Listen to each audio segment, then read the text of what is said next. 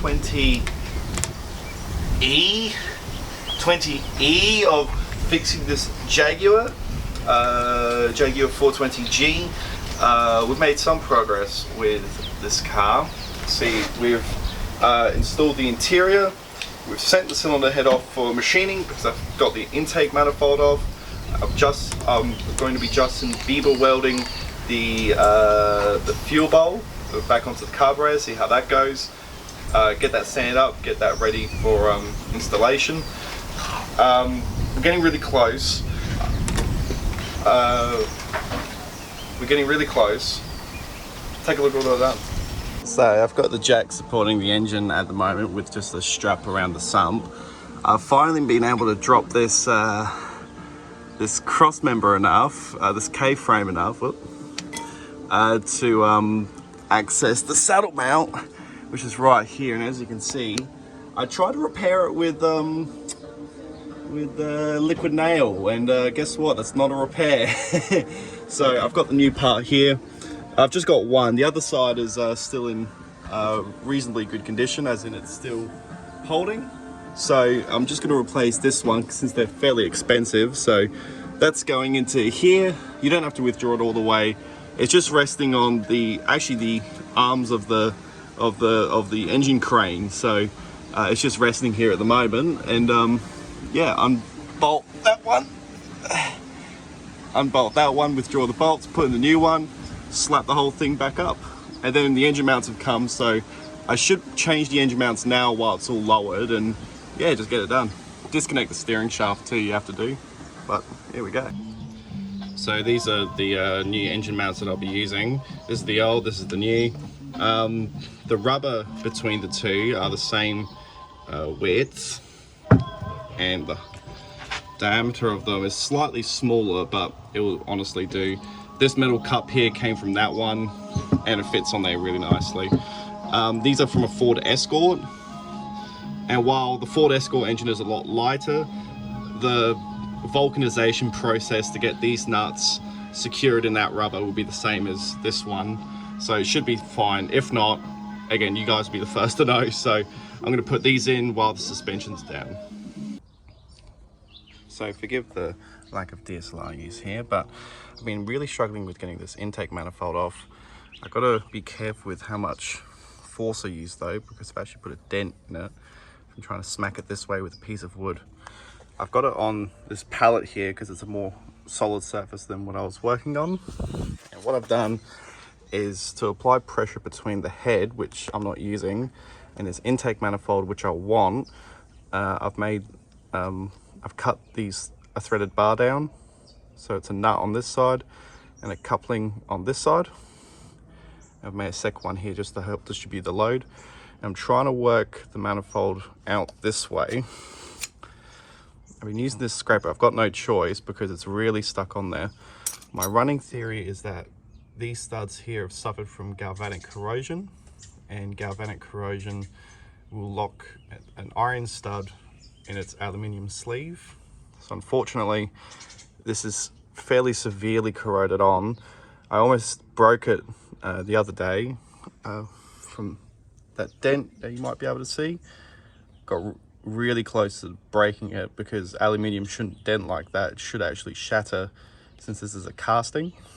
So I'm just taking it easy now. I think I'm making progress because, well, it seems to be peeling off at some rate. So I'll go back to you with how I get on with that. I need this manifold off because I need to check if these ports are going to match the new head, and if they do, I can send that new head out to get machined. So I'll be right back with you with the progress. Done it. We're finally cracking it. It's coming off. With the help of my neighbor, it's sliding this thing off now. We've cut the studs, we've tried fire. He's burned his hand quite a few times. He's on the camera right now. Do you want to be on camera? I don't mind. I got a burnt flipper. He's got a burnt finger over this, and we've been trying till the sun goes down, and we're finally making fucking progress. We couldn't believe it. We got the calipers out just to gauge the fucking cunt, and it's coming. So come take a look at this. Come closer to this, right? Look at this. It's finally, it's such a beautiful thing, you know. Look at this. We've got a chisel. We've gone to this point where we just don't give a fuck anymore. Just fucking iron on aluminium. Fucking, look, it's coming. Oh my God, is it gonna break? We're gonna fucking find out. So we've cut the studs off flat, and maybe that's introduced heat, and then we've started cutting into the gasket. Our last resort was gonna be putting, and it was his idea, to put a jigsaw blade, multi-tool blade into here and rattle it all off, and maybe that's risky, you know, might have made too much damage to the surfaces, but we just gotta, oh, fuck me, fuck me. Oh my God, now we're risking this whole fucking thing falling. Oh my God, that, I'm fucking relieved so much. And then, okay, so I've just had this stud on. Take the safety nut. I'm gonna get you to drop the camera in a second because I need someone to hold this. I don't want to risk these, but yeah, we've got this off basically.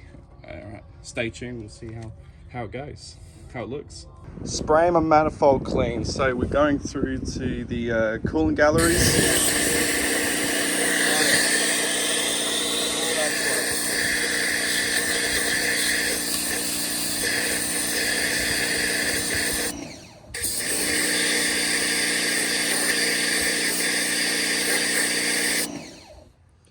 About it going up the carbby holes, it all needs a clean anyway. Right, sorry for the windy day, but we're inside the Astra now because we have some parts to deliver. Yeah, the cylinder head does fit that intake manifold. I'm not sure if I said that already, but it does fit it. So we're going to be taking this cylinder head off to the machine shop and seeing what he says about it. I'm hoping for great things and more. I've taken the camshafts out because the valve stood proud of the surface to be machined, and that's just a no-no. So yeah, we'll just have to see how it goes, and if he'll take it. His backlog's pretty large, so don't expect to see this for a few weeks. But I've taken out the cam buckets, the camshaft buckets, the cam bearings, the cam of course, and yeah, let's see how we go. So this is all the top end camshaft components of the new cylinder head. I've taken off these bearing caps here, taken off the lifter cups and things, and I've laid it out so the front faces this way. So this is the front of the engine here. That's the exhaust. All this is the exhaust. All this is the intake. I won't be using these camshafts, if you remember. I'm not sure, because I'm not sure if these cam profiles are going to be the same as what's going to suit these triples. So I'll be swapping these camshafts for the old camshafts when I reassemble this, when the head comes back, the cylinder head comes back. The inlet manifold, I've just gave it a wash. It's looking really, really good. I'm going to try to reinstall this fuel bowl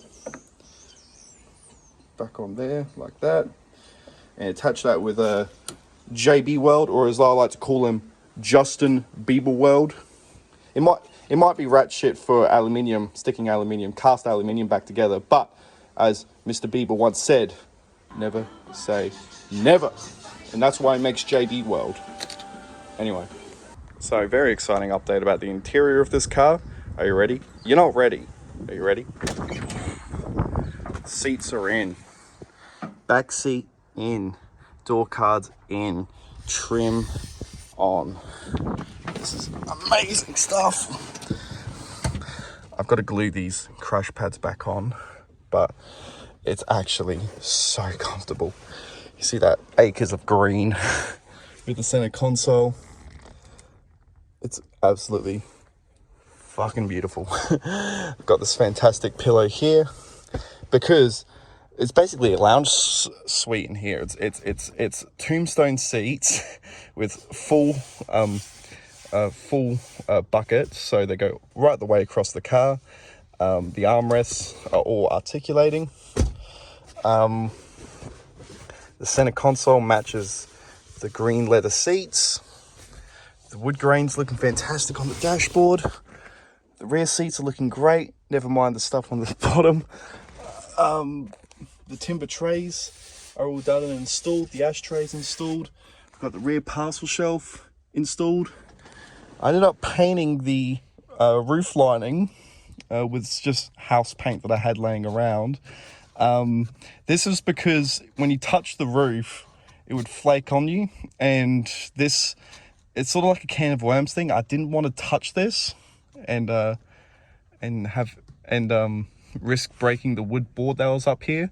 Didn't want to do that, so I just painted it and leave it alone. It's fine. I don't think it detracts from the interior too much. I really bloody love this. I love the C-pillar. I love the shape of the windows.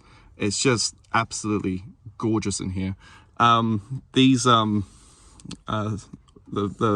sun visors will need to be installed. I'm doing that in the same sort of material, like a leather material, with some black carpet on the top here, just to it doesn't need to be leather all the way across the seam here, because it won't match the crash pads that go down here.